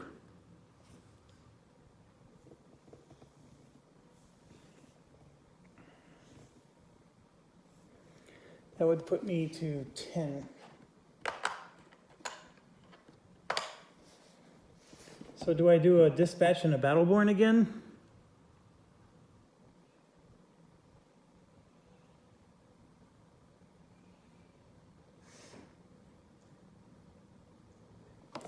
Sure.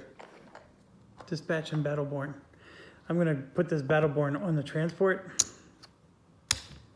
And the dispatch will be his own guy on top. Oh, I'm just not feeling good about this. Okay, they go first. 1, 2, 3, 4. 1, 2, 3.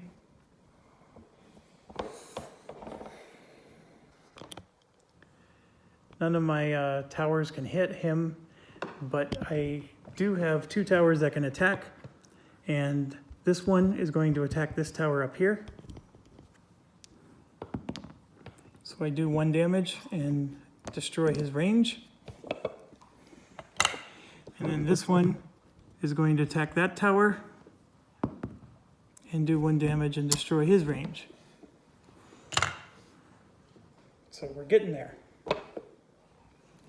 We're getting there, folks. Okay, now it's our turn. And I'm going to let Cram heal. So I'm going to go to 3. But I have to be careful. Cram needs to go and do damage. Largely because as soon as my minions are dead, the round's over. So this is going to move 2. And my transport's going to move 1. My transport has 4 range. 1, 2, 3, 4. And so I just destroyed this tower that they built. This minaret tower, and that gave me 1 source as a reward. So we are now up to 4 source.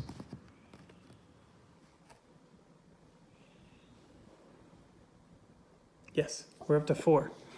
So I have to wait till the beginning of my next turn before I can use my limited build action. But we're ready to upgrade one of our siege towers now. Okay, so now it's their turn.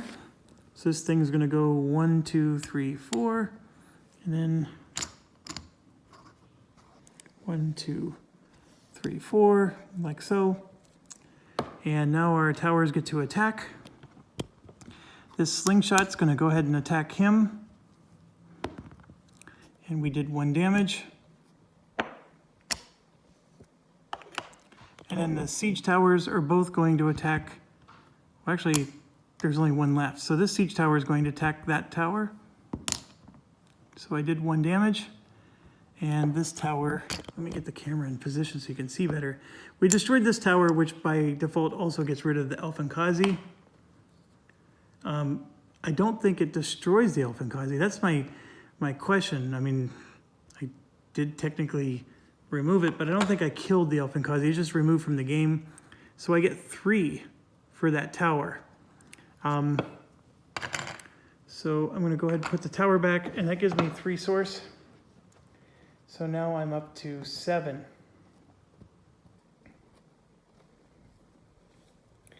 And then I still have another tower left, this one, and I'm gonna go ahead and attack that. And of course I missed. So now it's my turn, and I do get my limited build actions, 2 of them, and I'm gonna spend 4 of my 7 source to add a second attack to this tower. Now what I'm concerned about is these guys are going to come around and destroy my towers. But it is what it is. So now this guy has 2 range. So he moves 2, he has 2 range, and he can hit this over here. So we're going to do 1 damage. There's no tower that can hit us, by the way, so we don't have to worry about that. This one is going to move 2, and he has a 4 range, 1, 2, 3. Doesn't have enough to hit the big tower, but we can hit this guy for 2, which is what I want. So we're now hitting him for 2. And my hero. What do I do with my hero? I think I'm going to heal up one more time because I think I need to use him to protect our fortress gate very badly. So we already did our attacks. So now it's their turn. This guy's going to move 1, 2, 3, 4. And then this one's going to move 1, 2, 3, 4. Now, unfortunately, this one has quick strike. So he's going to damage my tower and make it unable to attack the other tower anymore. Because he's out of range with his quick strike. So now I get to attack with my towers. And so this tower here is going to go ahead and attack the transport.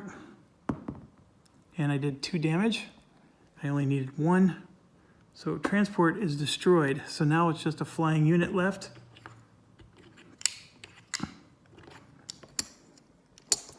The good news is he's far away from our fortress.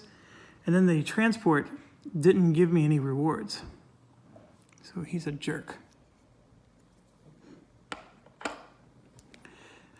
Okay, and then with my other tower that has 2 dice, I am actually going to attack the enemy tower because that's my objective. I can't worry about their minions.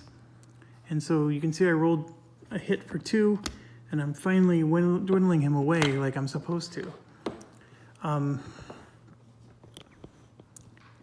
that's the only towers that can reach him. So now it's our turn. So this guy's going to go 1, 2. And this one's also going to go 1, 2. And I do have a little bit of a pickle, but this one has 2 range, and no enemy towers can hit us. This guy has 2 range, and for sure I'm going to go after the flying unit and do 1 damage to their flying unit. And my transport here has 4 range. It could hit the enemy tower, but what I'm going to do instead is I'm going to hit their flying unit for 2 because we need to kill him. So I'm going to do that, and if I can destroy their minions and my minions are still alive, I can keep pummeling him. That's the idea here. So now my hero, what's my hero going to do? I'm sitting on 4 health, and I'm actually going to start charging. So I'm going to move 2, and we got to start winning this game. So I moved up there. So now the flying unit, he can't move through units, but he can fly. He's still trying to get to our fortress gate. So what does he do? I mean, this obviously is a dead end, and he can't go through his stuff. So he can go, he only moves 2 spaces, so he can't move backwards. Like this, he can move over any terrain, but that moves him further away from the target. So the only thing he can do is move 2 to here, which is actually closest to us. And then this one will move 1, 2 like that. Now the unfortunate part here is this guy is going to do 2 damage to us with quick strike. We're going to do 1 damage back. And then the Royal Talon here, oh, hold on. We got to stop. Now we get to attack with our stuff. So this does not have air defense, so I can't hit the flying unit. Yeah, that's where this guy's going to kill our guy there. But both of these are going to attack the enemy tower. We're going to start with this one. And we do get another one of these yellows out of the way. Now here's the problem. This guy here only gets 1 die, so I need a miracle roll. Oh, did you see that? Yes. We got it. All right. So we nailed it again. All right. The unfortunate part here is he's going to attack and annihilate our dispatch. And now it's our turn. Okay, our transport has no choice but to move, because that's what he does. That part's not an issue, because the enemy tower still can't hit him. Their units stopped ours. And then my hero is going to, if I move in too close to their tower, they can start hitting me with 2 dice. So my hero is going to just sit still and take another health. 1, 2, 3, 4. Yeah, he's going to take 2 more health. So we're going to sit still and just take another health with my hero. Now, what do I do with him? I could destroy their other tower, but I have to go after this Royal Talon because he does 3 damage. It's really nasty. So I'm going to kill their flying unit. And their flying unit gives us 4 source, which is really good.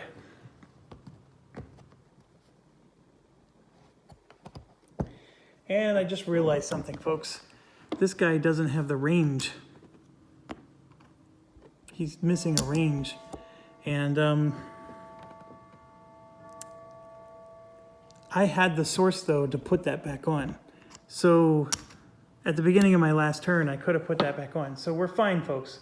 It's just that I'm down to 4 source, not 7. It takes 4 source to upgrade it when he's like this, but it only took me 3. So I had the source, is what I'm trying to say. So everything I did was legal. I just had to use my second limited build at the beginning of my turn. Okay, so now it's their turn.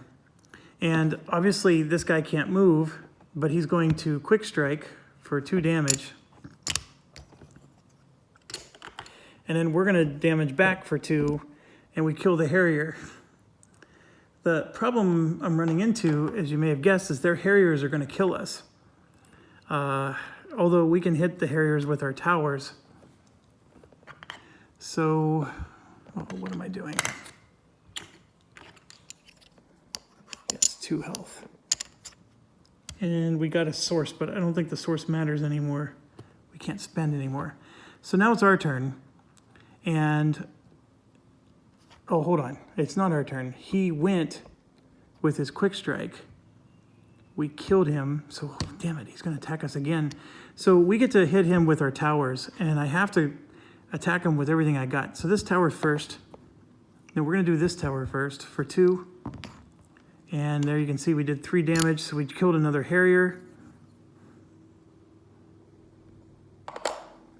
And I hope you're understanding what I'm trying to do here. I got to kill their Harriers, because otherwise the Harriers are going to kill our siege engine. And then this guy with a miracle roll, 1 die. He didn't do it. We only did 1 damage. And now his turn's over. So now it's our turn. Our transport siege engine can't do anything. He has a 4 range attack. So what I'm going to do is I'm going to kill the Harrier. I have to, because otherwise that Harrier is going to hurt us, because he has quick strike. We won't be able to take him out with our towers beforehand. So the other thing I should do is move my hero in and start taking my lumps. And yes, I will do that. So I'm going to move him 2 spaces. And you know what? I don't have to do that until next turn. And here's why. When this guy moves into range, that tower is going to attack him. And I don't want my guy to get hurt. So when he moves into range, I'm going to move my hero into range, and then the tower by default goes after my hero first. So that's the way I'm going to game it. Okay, so now it's their turn. They don't have any minions, but our towers still get to attack. So I'm going to start with this guy first. And I just did 4 damage, which kills that. And then this guy only needs to do 1 damage. And we just took out a range. We are, folks, I think we might pull this off. Okay, so here we go. It is our turn now. 1, 2, 3, 4. We are in his range, which stinks.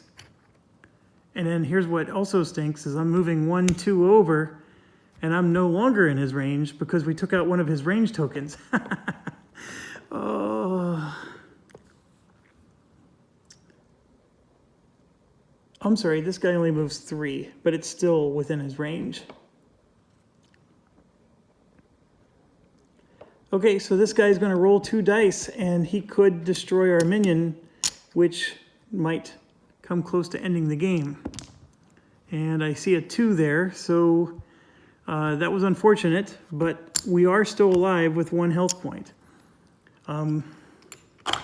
Now, you might be wondering, I do have a unit underneath. It's just a Battleborn, though, and the Battleborn is going to be awful against what's coming next. So it is now their turn. So we're going to attack with our siege. So this one for 2 destroys the range, and then this one for 1, we destroy one of their attack dice. So they're basically neutered. We're going to get an objective. At least one of our objectives is going to happen. So now it's our turn, and this guy's going to move 1, 2, and per the new rules, displace this for 3. And then we're going to move 1, 2 with our hero. Am I going to do that? With my hero, I'm not going to move at all, and I'm going to take another health. So 1, 2, 3, 4, 5, and then 6. Now they can't attack us because they have no range.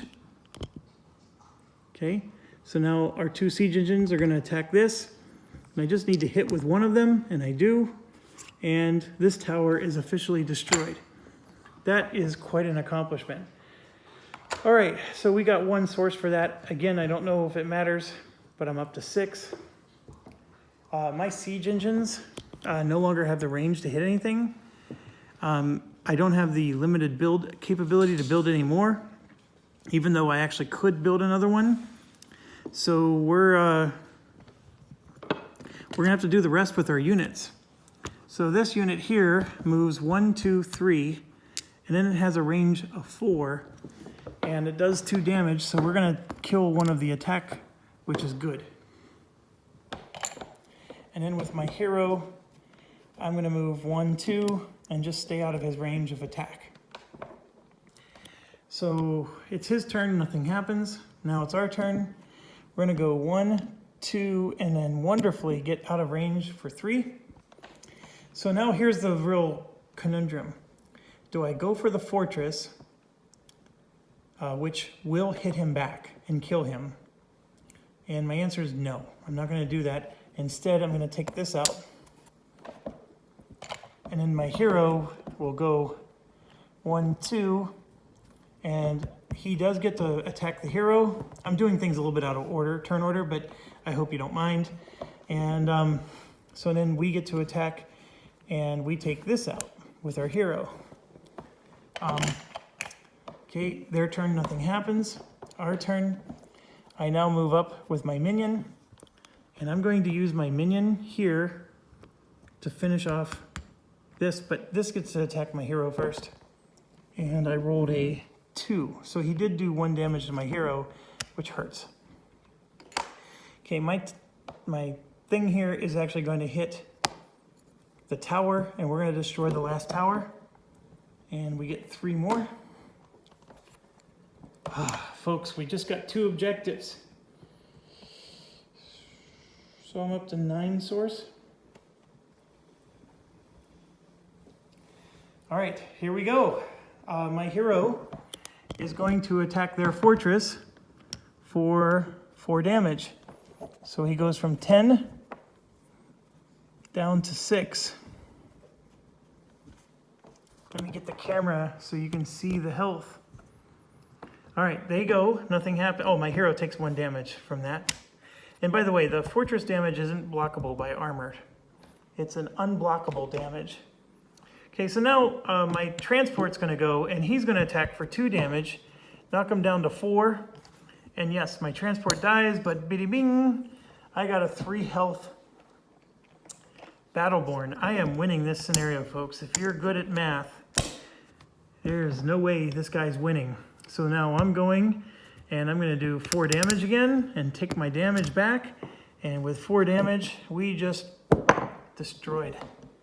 Oh my gosh. what a scenario this was. For a first scenario, this one was not an easy one. I actually thought I was losing through most of it.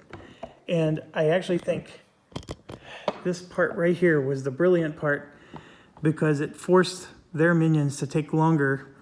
I mean, we were down to 2 health on our fortress.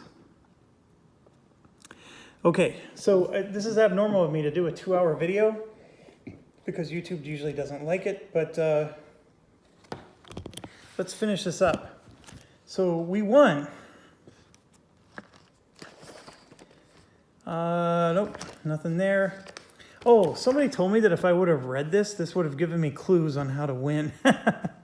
I didn't do that, of course.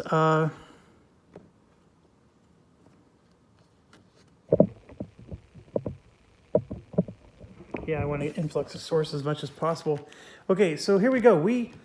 Let me back up. We did all 3 objectives. We actually destroyed all the minarets. We destroyed all the spires. And then we defeated their fortress gates. So we got 3 reward points. Now, what that translates into is we can spend them here. And you can see these cost 3.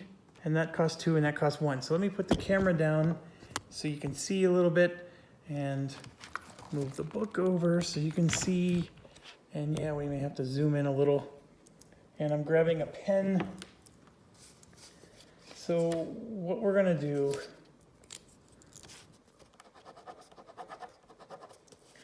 is write down which ones that we got. So let's take a look at them.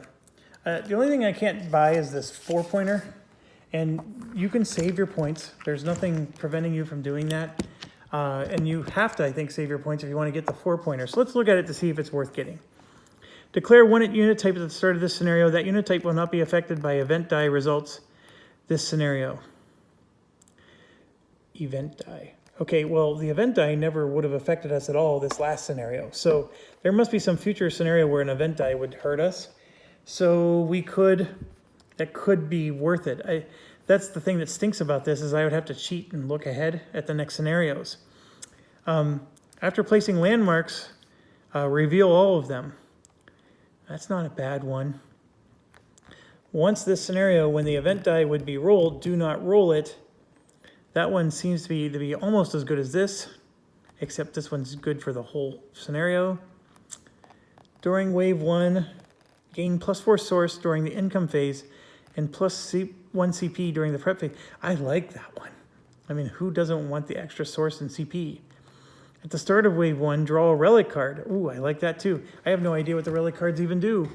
Let's go take a look at a few of them. So this is just a single-use wavelength jammer. Prior to players taking their turn during the market phase, you may gain a single market option for free, and it does not count as your purchase. Okay, that's at least decent. Maybe used if an opposing hero ends its movement within 3 hexes of one of your spires. Attack this turn and unable to move on the next, place a health chip. A lot of single-use items here, it looks like. This one's the entire wave. Yeah, so these look like just single-use, most of them. During the prep phase, you may ignore the movement stat of your minions when choosing your grouping order. Okay, relics are decent. And that one costs 2. And then the one that costs 1 is at the start of your turn, within any phase of the scenario, gain 3 source, which is almost as good as this one, except you get a CP. All right, well, I think what I'm going to get, so here's the rules and how this works. You can get each of these one time. You can spend, but we can only buy 1 this time. So I can't buy the 2 plus the 1. Since I have 3 points, I can't say, okay, I'm going to buy this one and that one. I can't do that. I can only buy 1 of these, and I'm allowed to accumulate as many of these as I want. And then on any given scenario, I can use as many of these as I want. But I can only accumulate 1 this time. And you can even see here, yeah, the renown spent, earned, and carryover. So I'm earning 3. I would write that there. I'm sorry, you're not able to see. I'm earning 3, and then whatever I spend is going to cause the carryover. So let's write that down. So for scenario 1, 2, 3, and 4,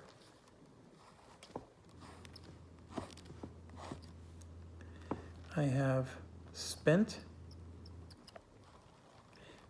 and that's a dash for, okay, and then I have earned,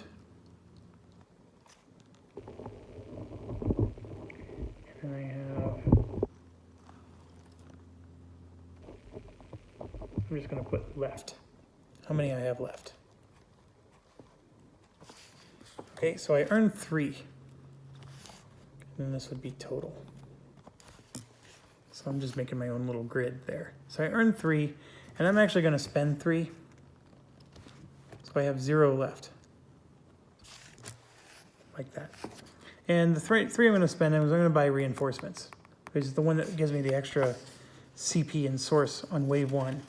So I have reinforcements.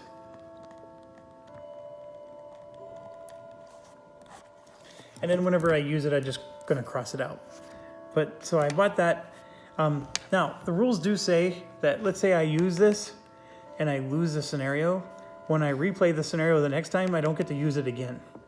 This is truly a one-time use thing. I think that if they wanted to make the game a little bit easier, they would at least give you that leeway.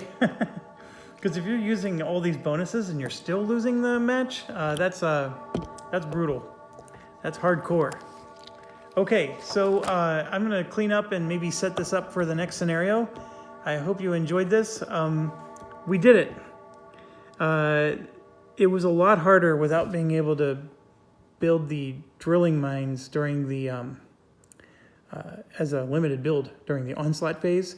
That made this a lot harder, because when I was able to build those drilling mines while I was doing onslaught, that helped me to gain so much source last time around. So this time around, I didn't have nearly as much to spend, and it was tight. This was a very, very tight game. I'm not even sure how much this air tower really helped me over here, but the siege towers are definitely key to this scenario. You must build those siege towers, and maybe, just maybe, you should not wait as long as I did to do it. This type of thing, you're not going to get this in every scenario, and good luck, because this really saved my bacon to be able to do that. And yeah, thanks for watching. Stay awesome. Smoke a cigar after this one.